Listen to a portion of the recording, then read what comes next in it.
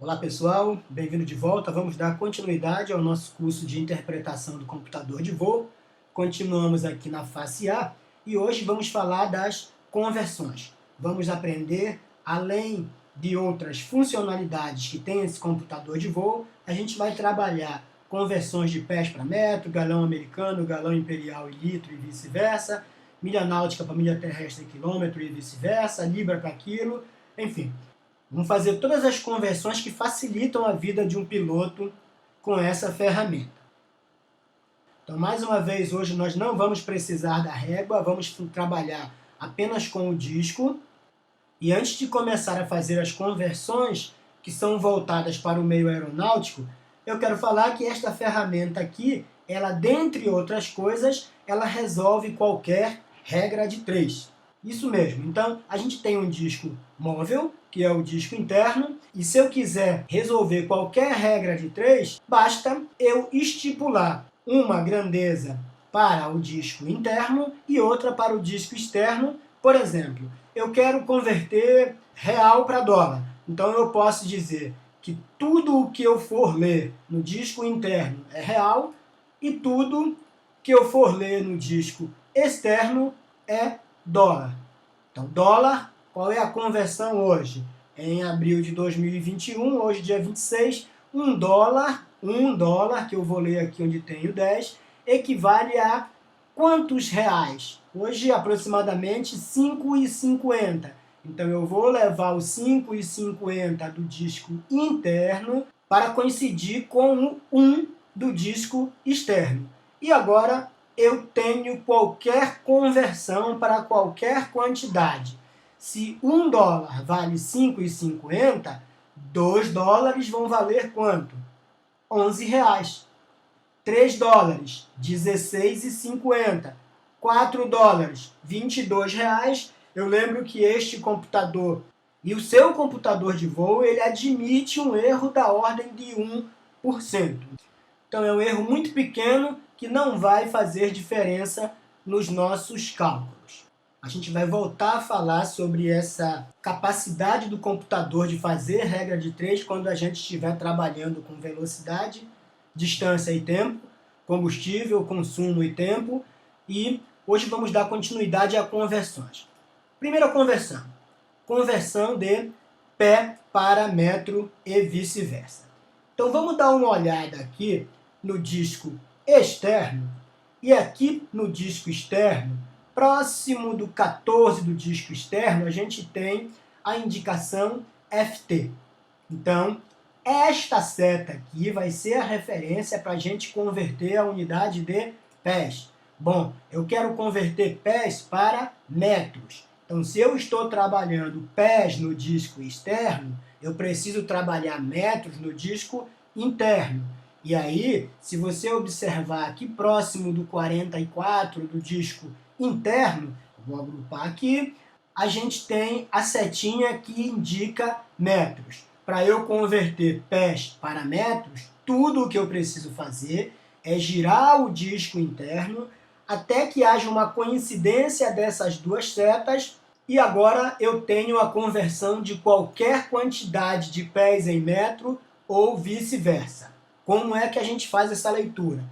Bom, a gente parte do pressuposto de que você já leu o capítulo 6 do livro da gente e já entende a relação entre as medidas, sabe que 1 metro é maior do que um pé, então eu vou precisar de aproximadamente 3,3 pés para cada metro, de modo que, se tudo que eu estou lendo no disco interno é metro e tudo que eu estou lendo no disco externo é pé, um pé que a gente está lendo no disco externo, um pé, equivale a 30,48 centímetros, que dá 0,3048 metro. Então, tudo que eu leio no disco externo é pé, tudo que eu leio no disco interno é metros. Então, por exemplo, quando um aeródromo está operando visual, a gente precisa de um teto de 1.500 pés. Isto equivale a quantos metros? Bom, pés eu vou buscar no disco externo. 1.500 é representado pelo 15. Então, 1.500 pés equivale a quantos metros? Gente, a proporção você tem que guardar. O número absoluto que eu tenho em metros é aproximadamente 1/3 do que eu tenho em pés. Então, se eu estou trabalhando aqui com 1.500, aqui eu vou ter próximo de 500, que seria 1/3. Então, 455 aproximadamente. Se você está em dúvida de como interpretar essa escala, volte ao primeiro vídeo deste curso, eu vou deixar o link na descrição, porque a gente vai partir do pressuposto de que todo mundo já consegue entender essas escalas.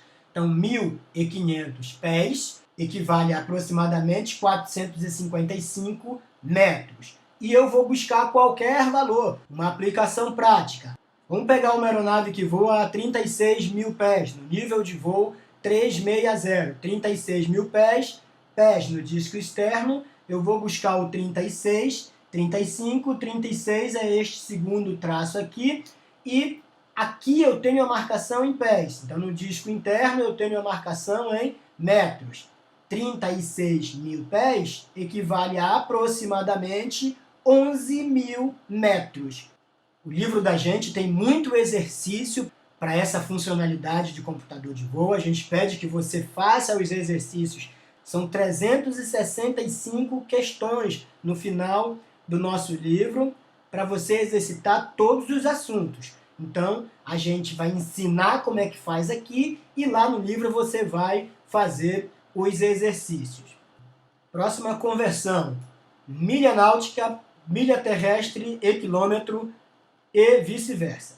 Então, a gente vai ter que procurar em que disco a gente quer medir milha náutica. Observe que aqui no disco externo, próximo do 66 do disco externo, a gente tem a inscrição Naut. Este Naut representa milha náutica. E no disco interno, aqui próximo dos 77, 78 do disco interno, eu tenho a inscrição Statute. Esse Statute é para milha terrestre, Statute Mile. Então, o que eu preciso é fazer esta seta de milha terrestre do disco interno coincidir com a seta de milha náutica do disco externo. Então, vou agrupar aqui. De modo que a seta do disco interno coincida com a seta do disco externo. Pronto. Isto feito, tudo que eu estiver lendo no disco interno agora é milha terrestre e tudo que eu estiver lendo no disco externo é milha náutica. Então, por exemplo, 1 milha náutica. Eu estou lendo aqui no disco externo. Gente, milha náutica e milha terrestre têm um valor muito próximo um do outro. Repito, se você leu já o capítulo 6 do nosso livro, você já tem essa noção. Então, 1 milha náutica, lembre-se, no disco externo eu estou lendo milha náutica, 1 milha náutica equivale a 1,15 milha terrestre. Então, muito cuidado para não achar que 1 milha náutica equivale a 11,5. Se eu estou lendo o 10 como 1 aqui, eu devo observar a proporção entre as unidades. Então, 1 milha náutica é muito próximo de 1 milha terrestre. Então, aqui seria 1 milha náutica. Quantas milhas terrestres eu tenho? 1,15 milha terrestre é a quanto equivale 1 milha náutica. Se eu estiver trabalhando com 10 milhas náuticas, aí sim eu tenho 11,5 milhas terrestres. Então, se eu estiver trabalhando com 100 milhas náuticas, lembra da dica que a gente deu na primeira aula para interpretar. Se eu estou trabalhando com 100 milhas náuticas, eu vou ter, pela proximidade entre as grandezas, eu vou ter um valor próximo de 100 aqui. Então, aqui é 100, aqui é 110, aqui é 120, 115 milhas terrestres. E se a intenção for converter milha náutica, não mais para a milha terrestre. Então, eu vou tirar a milha terrestre daqui e agora eu vou chamar a atenção para esta marcação que está aqui próximo do 12 do disco interno, quilômetros. Então, se eu quiser converter milha náutica para quilômetro, o que eu preciso fazer é coincidir esta seta de quilômetro com a seta de milha náutica. E girar este disco interno até que as duas setas estejam coincidentes. Neste momento, eu tenho qualquer conversão de milha náutica para quilômetros ou vice-versa. Então a gente sabe que uma milha náutica equivale a 1,852 de quilômetro. Então, 10 milhas náuticas dá 18,52 quilômetros. 10 quilômetros dá quantas milhas náuticas? Ora, o número absoluto que eu tenho em quilômetros vai ser maior do que o número absoluto que eu tenho em milhas náuticas. Então, 10 quilômetros eu não poderia achar que vai dar 54 milhas náuticas. 10 quilômetros dá 5,4 se eu estiver convertendo o quilômetro para milha náutica. E assim eu posso fazer qualquer conversão considerando estas duas unidades de medida. Lembrando que uma confusão comum é, eu vou converter 10 km para milha náutica. Então está aqui o 10, eu vou converter e vou achar aqui milha náutica. Muito cuidado, que é provável que numa questão da prova da ANAC, se você fizer a leitura de maneira inversa, você acaba encontrando uma alternativa e que não vai ser a correta.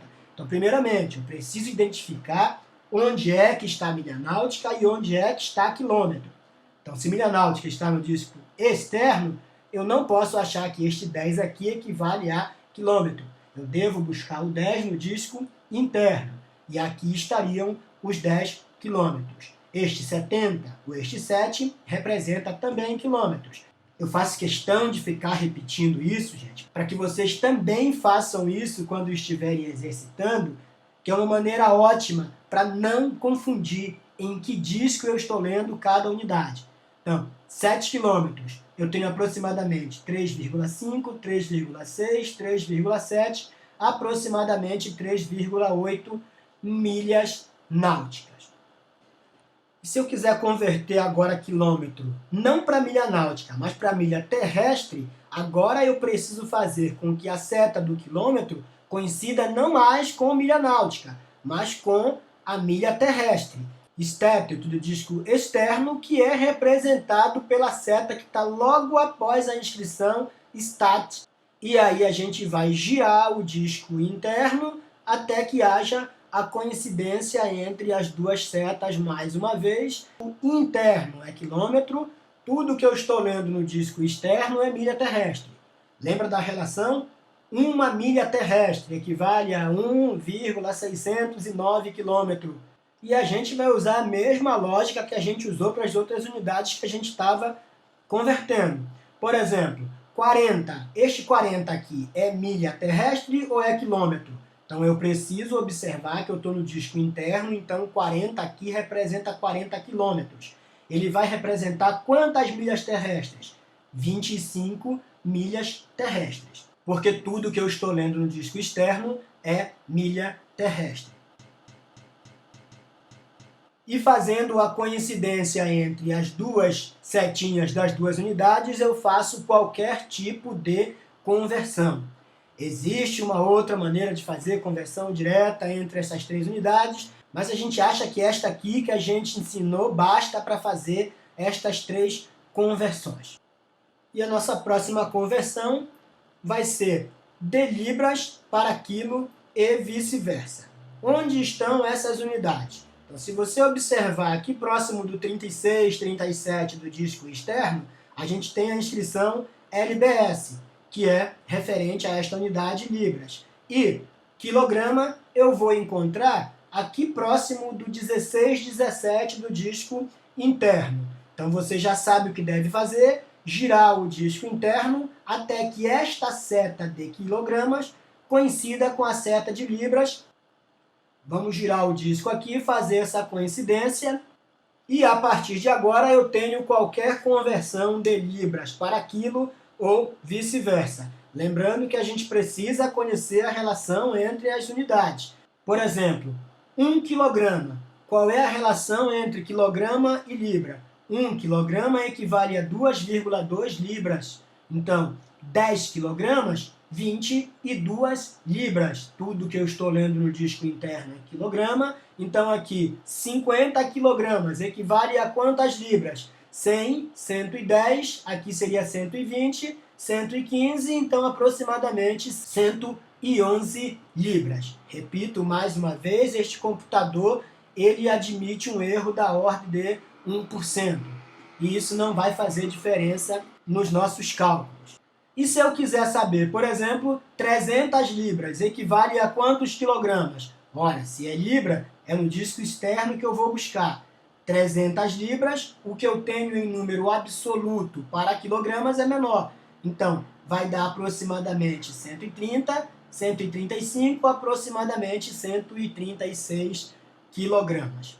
E assim a gente faria qualquer conversão de libra para quilograma. Próxima conversão, de galão americano para galão imperial ou para litros, que são unidades de volume. Observe que aqui próximo do 13 do disco externo, a gente tem a inscrição US Gal, que é referente a galão americano. E no disco interno, próximo aqui do 11 do disco interno, a gente tem a setinha para a conversão de galão imperial. Você já sabe o que precisa fazer, a coincidência da seta de galão imperial com a seta de galão americano. Vamos girar o disco interno até que essa coincidência ocorra. E agora tudo que eu estou lendo no disco externo é galão americano e tudo que eu estou lendo no disco interno é galão imperial. São valores muito próximos de volume, de modo que quando a gente tem 1 galão imperial, é o que eu estou lendo aqui neste número 10, então eu tenho 1,2 galão americano. 10 galões imperiais, 12 galões americanos. E assim a gente faz qualquer tipo de conversão. Por exemplo, 40 galões americanos, que eu estou lendo no disco externo, equivale a 30, 31, 32, 33, quase 33,5 em galões imperiais. Se a ideia foi converter agora galão imperial, não mais para galão americano, mas para litros, eu só preciso observar onde é que se encontra agora a marcação de litros no disco externo. E, mais uma vez, girar o disco interno até que haja a coincidência entre as duas setas que representam cada uma das unidades. Pronto, neste momento, tudo que eu estou lendo no disco interno é galão imperial e tudo que eu leio no disco externo é litro. A proporção 1 galão imperial é aproximadamente 4,54 litros. Então, o número absoluto de galão imperial é menor. Em 1 galão imperial eu tenho aproximadamente 4,5 litros. Então, quando eu ler aqui 10 galões imperiais, eu tenho mais de 45 litros. Então, 45,5 litros aproximadamente. E se eu tiver 10 litros? Este 10 aqui representa galão imperial ou representa litros? Eu não preciso ficar decorando. É só eu olhar aqui. O litro está no disco externo, então este 10 representa 10 litros. Quantos galões imperiais? Cuidado para não achar que isso aqui é 22. Então, o número absoluto de galão imperial é menor. Então, para 10 litros, eu tenho 2,2 galões imperiais. E assim eu faço qualquer conversão dessas unidades. E, finalmente, se eu quiser converter agora galão americano para litro, ora, a marcação de litro já sei que está aqui. Onde é que está a marcação de galão americano no disco interno? Então, agora eu não preciso mais da inscrição de galão imperial, eu preciso da indicação de galão americano que se encontra aqui próximo do 13 do disco interno. Observe que esta seta faz alusão a esta inscrição e é esta seta que eu preciso fazer coincidir com esta seta daqui e não esta marca aqui em cima do galão americano. São sempre as setas que precisam coincidir. E aí, você já sabe o que precisa fazer. Gira o disco interno até que as duas setas estejam coincidentes. E neste momento, tudo que eu estou lendo dentro é galão americano e tudo que eu estou lendo fora é litros. Conhecendo a relação Um galão americano equivale a aproximadamente 3,78 litros, quase 3,8 litros. O número absoluto que eu tenho de galão americano é menor, a quantidade de litros que eu tenho é maior. Então, um galão americano, 3,78 litros. 10 galões americanos, aproximadamente 38 litros. E esta mesma lógica vai valer para qualquer quantidade de galão americano lido no disco interno para litros lido no disco externo. Por exemplo, se eu estiver convertendo 40 galões americanos, eu vou ter aproximadamente 150, 160, 152 litros. E aí a gente trabalhou todas essas conversões aqui. Observe que existem algumas marcações de setas no disco externo que a gente não trabalhou. Essas marcações que tem no disco que a gente não tiver trabalhado, ou elas não serão necessárias, ou a gente vai trabalhar em outro vídeo ainda deste assunto. Então a gente repete, é importante você exercitar muito essas conversões, porque se você passa muito tempo sem manusear esse computador de voo, você pode perder a habilidade de ler, de entender a relação entre as unidades de medida que estão sendo trabalhadas e como fazer essas conversões. Por isso que a gente aconselhou desde o primeiro vídeo a ficar mantendo este computador perto de você sempre que possível, para ficar se divertindo e criando intimidade com ele. E para saber mais, navegação aérea descomplicada, tudo que um piloto ou controlador de tráfego aéreo precisa saber sobre navegação aérea. E a provocação de hoje é: você está utilizando o seu tempo de forma produtiva? Pense nisso. Siga a gente nas redes sociais. Até a próxima, um abraço.